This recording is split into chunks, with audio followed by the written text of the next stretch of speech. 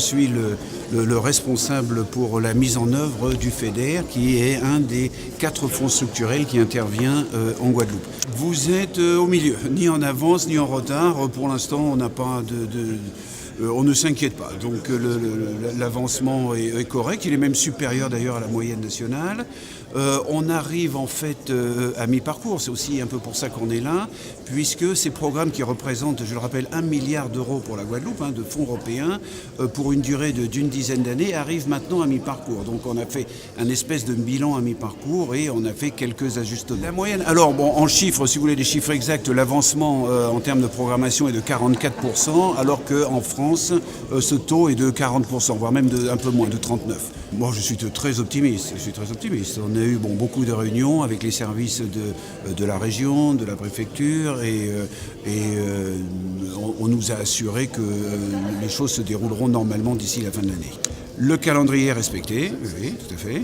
Bon, vous avez un indicateur de performance qui est ce qu'on appelle le dégagement d'office. Oui. Vous voyez, donc jusqu'à présent, il n'y en a pas eu. On ne peut pas dire maintenant quel sera le dégagement d'office en fin d'année, puisqu'on n'est qu'au mois de juin.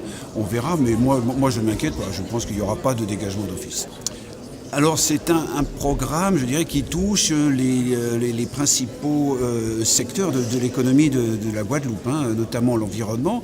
Il faut savoir que le FEDER, qui représente 500 millions sur ce montant de 1 milliard que j'ai indiqué, 30% de ça concerne l'environnement. Donc beaucoup est destiné à l'alimentation en eau potable, donc c'est très important.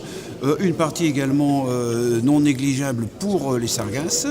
On a décidé d'ailleurs aujourd'hui de transférer 5 millions d'euros pour la lutte contre la prolifération des sargasses, ce qui est autant d'ailleurs que, je le rappelle, que Nicolas Hulot, lorsqu'il est passé il y a quelques semaines, en octroyant 10 millions d'euros à toutes les îles françaises des Antilles. Les priorités de l'Europe sont celles que demande la Guadeloupe. En fait, on analyse, c'est un travail en commun. Donc nous, on met en place, donc, comme je dis, 1 milliard d'euros. La Guadeloupe fait des priorités, parce qu'évidemment, il faudrait encore plus. Mais les priorités exposées par la Guadeloupe ont été acceptées par la Commission. Les secteurs, il y a l'environnement, il y a l'eau potable en Guadeloupe, on en a déjà parlé. C'est un secteur qui est renforcé. Vous savez, par rapport à la situation que nous avons trouvée, nous avons beaucoup progressé. Nous avons progressé sur les documents de mise en œuvre des fonds européens. Et ce travail qu'a voulu le président Richalus de restructuration de ces services a montré qu'aujourd'hui nous atteignons l'objectif, puisque nous sommes au-dessus de la moyenne nationale en termes d'engagement. Maintenant, il faut rester vigilant. Il faut rester vigilant par rapport à la consommation. Nous n'avons pas d'inquiétude concernant le dégagement d'office. Nous avons une vraie difficulté, c'est au niveau de la gestion du FEADER, des fonds qui sont destinés à l'agriculture. Nous sommes autorité de gestion, mais c'est la direction de l'agriculture qui est en charge l'instruction de ces dossiers. Ce n'est pas satisfaisant.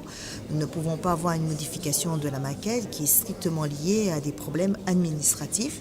En tout cas, nous allons agir parce que l'agriculture est un secteur de développement économique important et nous ne pouvons pas continuer avec un fonctionnement comme celui-là. Pour le reste, nous sommes globalement satisfaits. Nous restons vigilants sur l'après 2020, puisque vous avez entendu l'intervention de M. Dillerwenger. Il va y avoir des sujets essentiels pour l'Europe autour de la politique migratoire qui va impacter fortement la politique de cohésion.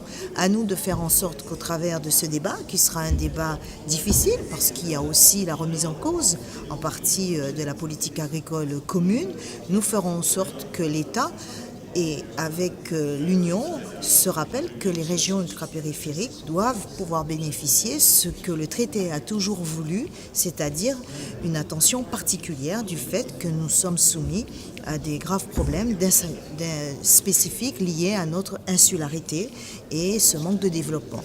Je trouve au travers des fonctionnaires de la Commission un vrai accompagnement, une vraie compréhension des besoins de nos régions ultrapériphériques.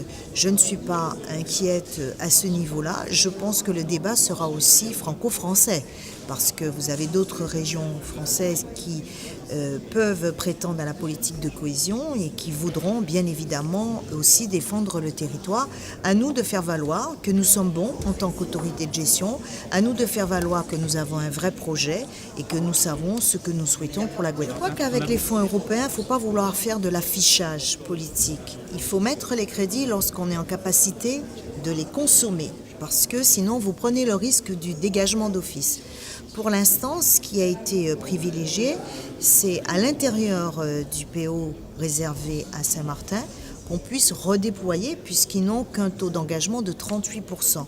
Donc aujourd'hui, au travers de leurs besoins, ils peuvent déjà commencer à engager les opérations. Et par la suite, nous verrons s'il y a nécessité d'une solidarité. En tout cas, je pense que la Guadeloupe a montré, avec les difficultés de Saint-Martin, avec le cyclone Irma, que nous étions là, nous étions présents. Le président Chalus a été l'un des premiers à porter cette solidarité, donc elle continuera, parce que quelque part, nous avons une histoire avec Saint-Martin qui fait qu'on ne peut pas se désintéresser de ce territoire aussi.